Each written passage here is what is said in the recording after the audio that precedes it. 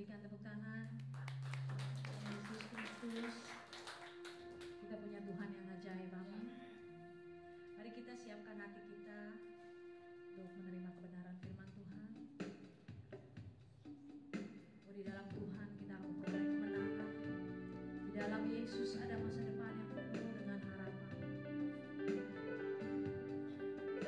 Terima kasih Tuhan Yesus. Haleluya. Sama-sama kita berkatakan,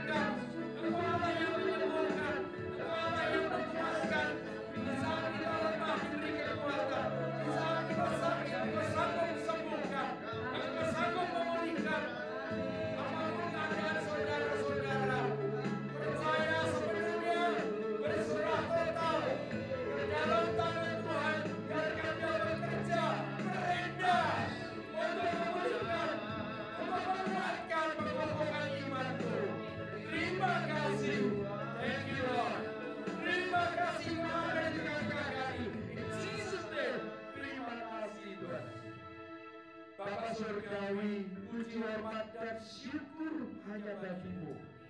Kembali kami boleh ada di sore hari yang indah ini. Kami baru saja mendengar kesaksian dari Ibu Tina. Engkau mengasihi dia. Apapun yang dialami, tidak ada lebih dari kekuatan yang Tuhan berikan kepada dia untuk menanggung seberapa besar rasa sakit. Tuhan mampukan. Beri kekuatan baru, beri harapan baru, semangat baru. Terima kasih Tuhan. Biarlah kesaksian yang baru didengar boleh menginspirasi, boleh memberi semangat bahwa Bapak Ibu Saudara tidak sendirian. Kita manusia lemah dan terbatas, sering mengalami sakit penyakit, sering mengalami penderitaan, kesengsaraan, kesusahan, kesulitan yang memang Tuhan izinkan terjadi. Semua untuk mendatangkan kebaikan, untuk kami semua makin mengandalkan Tuhan, bukan mengandalkan manusia. Terima kasih Tuhan, sore hari yang indah ini urapi hamba-Mu yang lemah, yang terbatas, yang setiap perkataan yang keluar dari mulut ini tidak akan kembali dengan sia-sia, namun akan menumbuhkan iman, supaya kami sungguh-sungguh berharap hanya kepada Engkau, bukan manusia. Di dalam nama Tuhan Yesus, haleluya, puji Tuhan, amin. Saya persilahkan duduk. Ya, shalom. Bagi yang pertama kali hadir, saya ucapkan selamat datang. Sekali lagi permintaan maaf dari Dr. Leon Peklin, ya, kesaksiannya luar biasa. Bagaimana 27 tahun, ya, termasuk Bu Tina 25 tahun, ya. 27, serius, nggak kebetulan. 27 tahun, cuma beliau sembuh total. Memang Tuhan izinkan masa 27 tahun, masa rasa sakit, masa penderitaan, dan akhirnya dia berhasil. Ya, baik, kita tunggu minggu depan beliau akan menyediakan waktu, dan kita berdoa tidak ada demo-demo lagi, semua lancar. Ya, baik. Nah, yang saya mau sampaikan, new hope itu artinya semangat. Selalu ada harapan baru. Bisa sembuh nggak ya? Kena kanker, kena ini. Ya, bagi Tuhan tidak ada yang mustahil.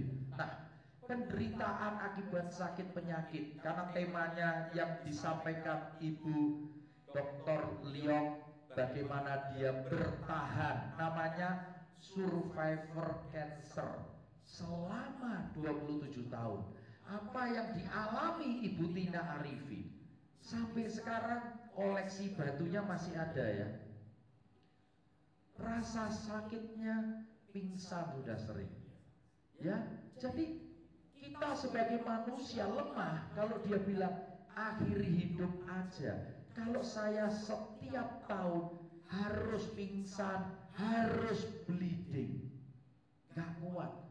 Tapi Tuhan memberi kekuatan, bersaksi untuk menyatakan kuasa Tuhan, keajaiban Tuhan di dalam setiap kehidupan kita yang percaya.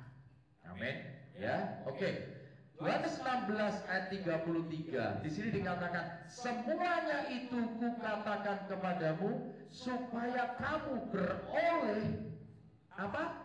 Damai sejahtera. Perhatikan, ini yang kita butuhkan, damai, tenang dalam menghadapi rasa sakit, menghadapi penderitaan, menghadapi tekanan. Di dalam aku. Jadi damai sejahtera itu hanya kita didapatkan di dalam Tuhan, di dalam Kristus, di dalam firman, in Christ. Dalam dunia, kita semua menderita, mengalami penganiayaan, sakit penyakit, tekanan, ya. Tetapi perintah Tuhan, kuatkan hatimu, aku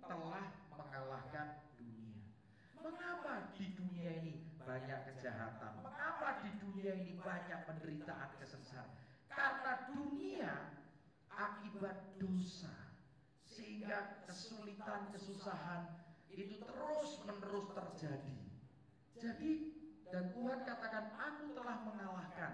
Berarti kita di dalam Dia menjadi pemenang. Kita juga ikut mengalahkan dunia yang penuh dengan kejahatan, yang penuh dengan dosa. Amin. Ya, kita lanjutkan ayat berikutnya. Nah, Yeremia 33 ayat 6. Sesungguhnya, perhatikan, aku akan mendatangkan kepada mereka kesehatan. Rancanganku damai sejahtera, bukan kecelakaan, bukan sakit penyakit. Nah, ini perlu menjadi kesadaran. Yang bikin sakit itu bukan Tuhan. Yang bikin susah menderita itu juga bukan Tuhan. Kenapa? Karena kita melanggar perintah, karena kita tidak taat, maka kita mengalami penderitaan, kesulitan, kesusahan, ya. Dan aku akan menyembuhkan. Jadi Tuhan akan menyembuhkan, memberi kesembuhan, dan menyingkapkan. Apa menyingkapkan? Dari tidak tahu menjadi tahu. Disingkapkan, seperti ada yang menutupi pikiran kita, hati kita, dibuka, kepada mereka kesejahteraan dan keamanan yang berlimpah-limpah.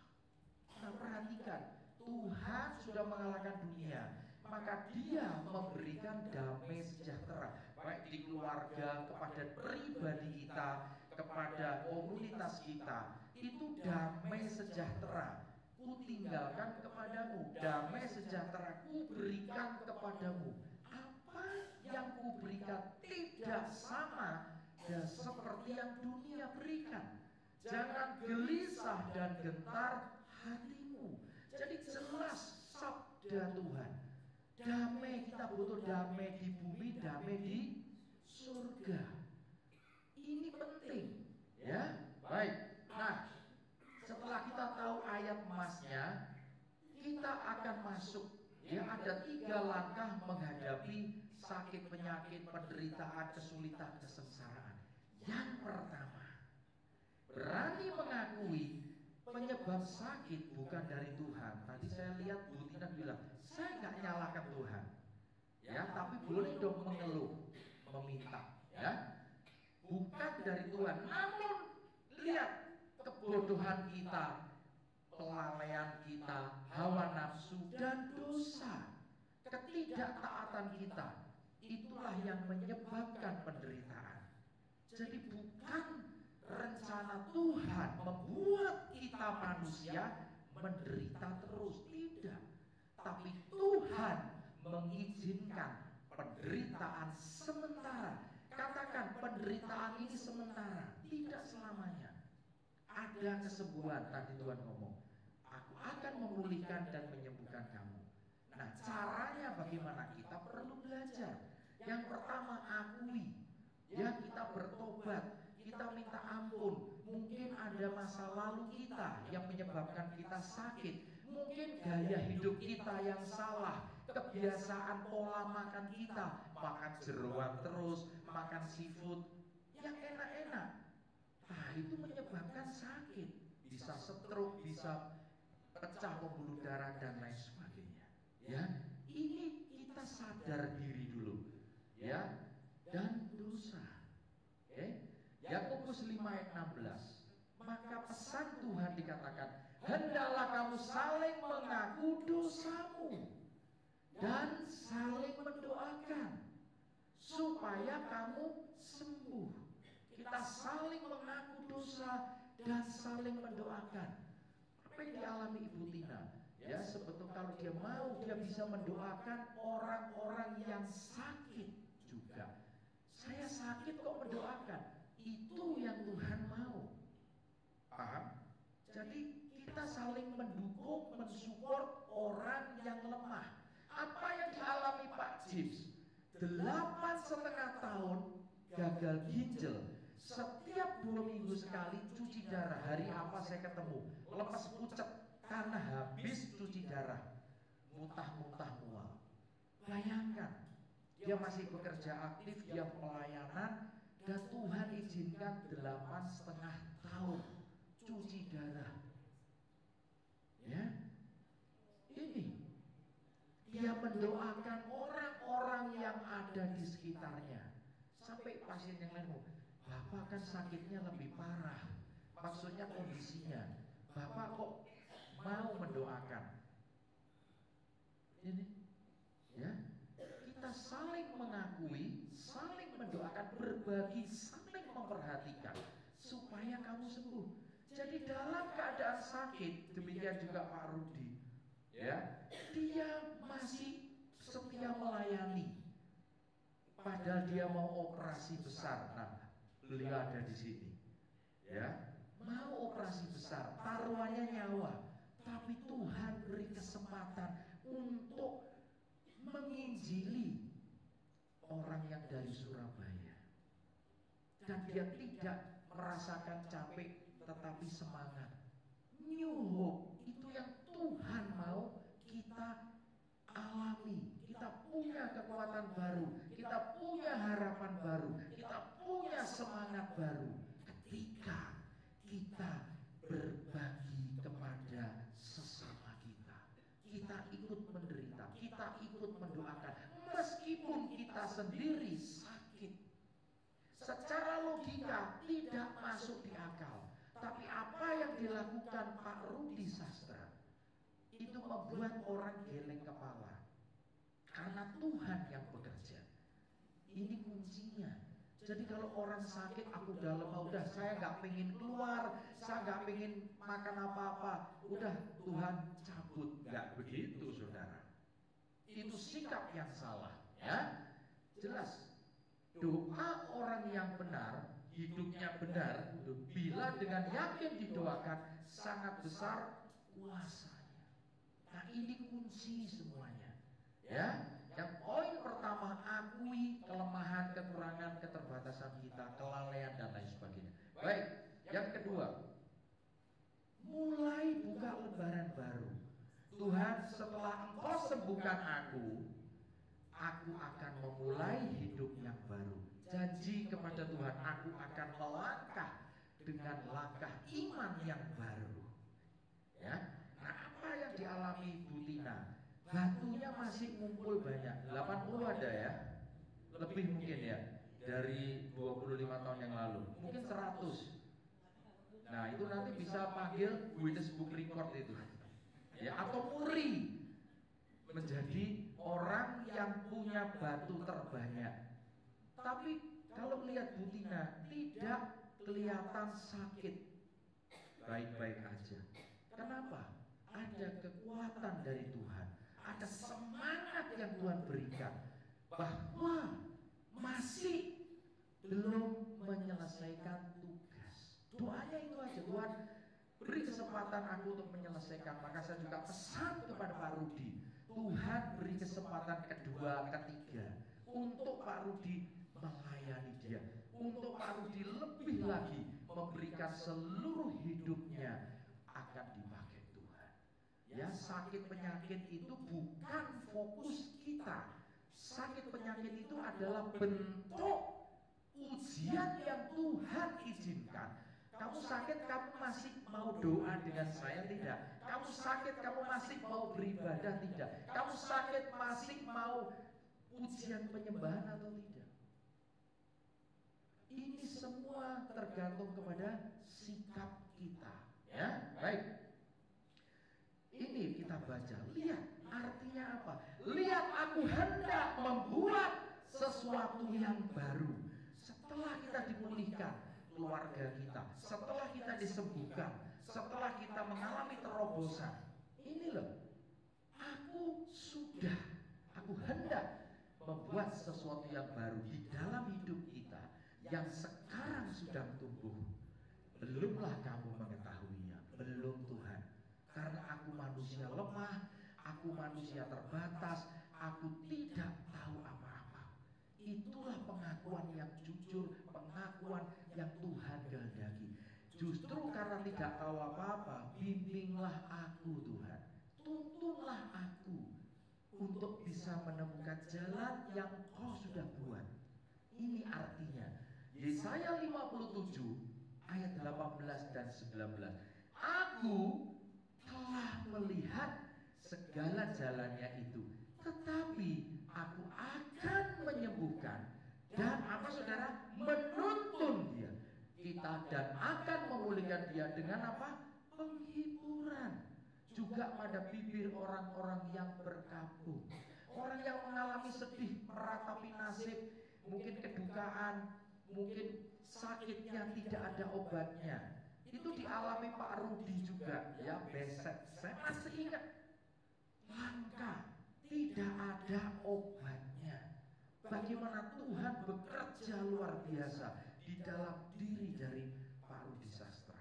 Ya, nanti kapan diatur Pak Rudi akan menyampaikan pesan Tuhan juga di tempat ini untuk bisa memberkati Bapak Ibu Saudara. Nanti saya jadwalkan, ya, supaya semangat melayani tidak pernah kendor, supaya semangat memberitakan kebenaran firman tidak pernah menyerah, selalu baru, new hope, ya. Oke, Yesaya 57 ayat 18 sampai 19. Aku akan menciptakan puji-pujian. Tadi Bu Tina ngapain? Nyanyi. Itulah di ruang tubuh Tuhan. Gak bisa apa-apa. Justru itu the best moment. Itu waktu yang terbaik. Pikiran kita fokus kepada pikiran Tuhan. Hati kita melekat kepada hatinya Tuhan. Mazmur 91 ayat 14. Hatiku melekat dengan hatimu, connecting. Maka ketika puji-pujian dia dibuka telinganya, Efata, dia mendengar ada suara, itu lagu yang dilantunkan malaikat. God is so good. God is so good. God is so good. Is so good. Good time. Itu lagu bukan dari ruang itu. Ya, itulah supranatural pengalaman yang dialami Ibu Tina. Ya, kira Bapak Ibu Saudara harus mengalami sehingga bisa menceritakan semua kebaikan Tuhan, semua kemurahan Tuhan dan kasih karunia-Nya. Ya, ya. Damai sejahtera diulangi lagi bagi mereka yang jauh dan bagi mereka yang dekat. Firman Tuhan, aku akan menyembuhkan. Berapa kali Tuhan ngomong, ada firman dan kesembuhan terjadi. Kuncinya, firman itu adalah obat yang mujarab. Bukan berarti saya melarang Bapak Ibu minum obat-obatan dari dokter, enggak. Tetapi obat segala obat adalah firman Tuhan. Makananku melakukan kehendak Bapakku dan menyelesaikan pekerjaannya melalui firman. Setiap hari utamakan makan itu dulu. Sebelum kita beraktivitas, kita makan sarapan rohani, baru yang jasmani. Tapi prakteknya, buka ngopi, roti.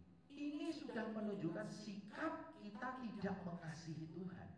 Kita lebih mengutamakan memberi daging kita. Nah, sekarang kita belajar, tunjukkan. Ya, Dia yang empunya kita semua memiliki. Ya. Dan bagi mereka dekat firman, yang dekat firman, bukan dekat menyatu, aku akan menyembuhkan dia. Ya, dan letakkan puji-pujian, damai sejahtera mereka yang jauh dan bagi mereka yang dekat firman Tuhan, aku akan menyembuhkan. Berapa kali perkataan aku akan menyembuhkan? Kenapa ada akan? Karena sebelum Tuhan bekerja, ada tahapannya Bapak Ibu. Maka kita mengakui kelemahan kita mengakui keterbatasan kita sering lalai, kita sering pakai hawa nafsu kita, dosa belum beres. Ini yang menyebabkan akui. Setelah itu kita buka lembaran baru. Setelah itu hidup baru, betul? Ya, setelah sembuh kita melangkah dengan cara hidup yang baru, bukan yang lama. Paham? Kebiasaan kita yang gak baik, ya, sifat-sifat yang baik kita mulai tinggalkan dan membuka. Ya, karena Tuhan mengasihi kita. Jadi Tuhan itu tanya begini, Bu Tina akan aku sembuhkan. Setelah sembuh, Bu Tina, apa yang kamu lakukan? Bapak Ibu harus berpikir seperti itu. Paham? Karena Tuhan tahu. Doa, tolong Tuhan sembuhkan aku, pulihkan aku. Pulih. Tapi setelah itu Tuhan ingin tahu apa yang akan kau lakukan. Kalau setelah disembuhkan kita melakukan yang bertentangan, Tuhan akan tunda. Amin. Jadi bukan Tuhan kurang panjang tangan untuk menolong, bukan kurang tajam telinga yang mendengar doa kita. Ada hal-hal yang menghalangi Tuhan menyembuhkan. Itu berarti apa Bapak Ibu? Tuhan sangat mengasihi kita. Kita manusia terbatas, nggak tahu masa depan kita. Ada yang tahu? Hanya di tangan Tuhan masa depan kita pasti penuh dengan pengharapan. Maka saya kasih nyuruh di masa lalu, masa sekarang dan masa depan, semua udah selesai dosa kita. Jangan ungkit yang lalu, buka lembaran baru, melangkah. Aku telah membuat, hendak membuat jalan yang baru untuk saya dan saudara, supaya kita mengalami kelimpahan, terobosan, kemenangan, kesembuhan. Ya, oke. Berikutnya, yang ketiga. Nah, ini penting. Tadi dari awal bicara firman, firman dan firman, menghidupi firman. Jadilah pendengar dan pelaku firman Tuhan. Jadi bukan cuma mendengar, tapi kita tidak melakukan. Itu sama dengan dusta. Tuhan mau mendengar pesanku dan lakukan segera, bukan ditunda. Bukan nunggu saya siap untuk melayani dia, tidak ada.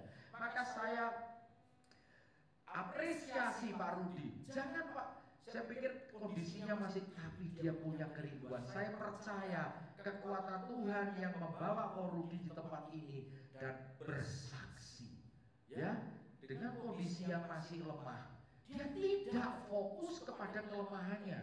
Demikian juga Bu Tina, dia tahu berapa banyak potensi kandungan batu di ginjalnya. Dia tahu. Kalau 70% berarti hampir semua dipenuhi dengan batu. Tapi dia tidak fokus kepada batunya. Dia fokus kepada kuasa dan kekuatan Tuhan yang memampukan dia menyelesaikan pertandingan iman. Kita semua harus menyelesaikan pertandingan iman, masing-masing ada jalannya. Oke? Nah, ini. Jadi kita lihat Mazmur 41 ayat 3, ini yang terakhir. Tuhan akan melindungi saya dan saudara dan memelihara nyawa, sehingga kita disebut apa? Berbahagia di bumi. Engkau tak akan membiarkan saya dan saudara dipermainkan musuh. Musuh kita apa? Kuntilanak, genderuwo, bos besar, penjahat. Ada dua musuh kita. Tapi utamanya musuh rohani yang ada di dalam kita apa? Kita sendiri, ego kita. Ini, jadi kita disebut berbahagia di bumi. Maka ayatnya berkata, diberkatilah, berbahagialah orang yang mengalami berbagai-bagai pencobaan, karena untuk memurnikan iman. Kita mendapat kehormatan diuji oleh Tuhan. Kita mendapat kehormatan mengalami berbagai pencobaan, juga yang dialami Bu Anneke dengan David. Nggak tahu, mana ada yang mau kondisi seperti ini. Padahal dia pinter, anaknya baik saya udah kenal berapa kali doakan. Nggak ada, tapi percaya, serahkan David milik Tuhan, Bu Anneke. Tuhan punya rencana indah, rancanganku damai sejahtera, bukan kecelakaan. Itu catat. Tidak ada perancangan yang jelek. Jangan fokus kepada hal yang buruk, tapi fokus kepada Tuhan yang jauh lebih besar dari setiap masalah, persoalan, sakit penyakit kita. Itu adalah kekuatan dan semangat. Ya, kita lanjutkan. Tetapi yang kesukaannya ialah Taurat Tuhan. Bagaimana kita mulai membaca, merenungkan Taurat itu siang dan malam, maka akan tumbuh, ya, seperti pohon ditanam di tepi aliran air yang tidak menghasilkan buahnya pada musimnya dan yang tidak pernah layu. Ya, dia menghasilkan buah terus menerus, melimpah dan tidak layu daunnya. Apa saja yang diperbuatnya berhasil dalam hal apa? Menyelesaikan masalah, penyakit, tekanan. Itu kata berhasil, bukan sukses menurut standar dunia, mengumpulkan harta, ya kan, rumah 2, mobil 5. Enggak. Semua kita tinggalkan karena itu titipan yang diberikan Tuhan yang sementara. Tapi orang lebih banyak kumpulin uang, begitu dia sakit, habis, ludes. Untuk apa kita hidup? Kalau ujung-ujungnya apa yang kita hasilkan tidak bisa kita nikmati. Kalau kita milik Tuhan, pasti Tuhan memberkati, pasti kita bisa menikmati hasilnya.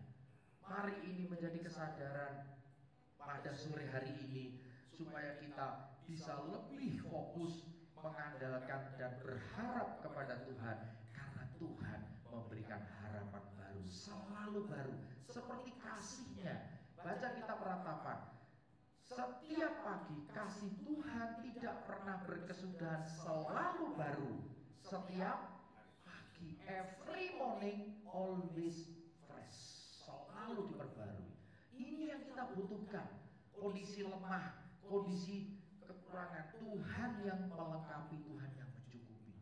Nah, mari kita andalkan, belajar mengandalkan Tuhan, bukan bergantung kepada manusia. Kalau kita mulai menggantungkan diri kepada Tuhan, itu nanti dia tuntun satu persatu, langkah demi langkah. Setiap langkahku diatur oleh Tuhan. Kan ada lagunya. Ini yang harus kita lakukan dan kerjakan. Ya, apa saja yang diperbuatnya berhasil. Amin. Ya, jadi 3 langkah itu yang perlu kita kerjakan, Bapak Ibu. Ya, supaya jangan pernah kecewa, kepahitan, menyalahkan Tuhan. Ini fatal. Itu yang membuat hubungan kita makin jauh. Iblis bertepuk tangan. Kita tidak mau kalah karena kita punya iman, percaya kepada Kristus harus lebih besar dari segala persoalan, permasalahan, sakit, penyakit yang Tuhan izinkan. Artinya Tuhan pegang kendali atas seluruh kehidupan kita. Ketika kita sedih, Dia memberikan Roh Kudus sebagai penghibur. Roh Kudus yang menghibur. Yes, disitulah kekuatan Tuhan, sehingga bukan manusia yang menghibur. Apa yang dialami Bu Tina ketika dia ada di ruang operasi? Dia nggak tahu harus bicara kepada siapa, harus ngapain. Dia tidak tahu. Tapi dia akhirnya ujian. Roh Kudus mengingatkan ujian. Disitulah satu frekuensi bertemu dengan frekuensinya Tuhan. Dia mendengar. Itu menjadi kekuatan dia. Ya, tadi 3 permintaan puji Tuhan dikabulkan semua. Aku minta kehangatan karena suhunya 18, sudah pengalaman. Ya, kedua, cepat sadar, jangan sampai terlalu lama. Dan saat ini beliau hadir juga dalam keadaan sehat.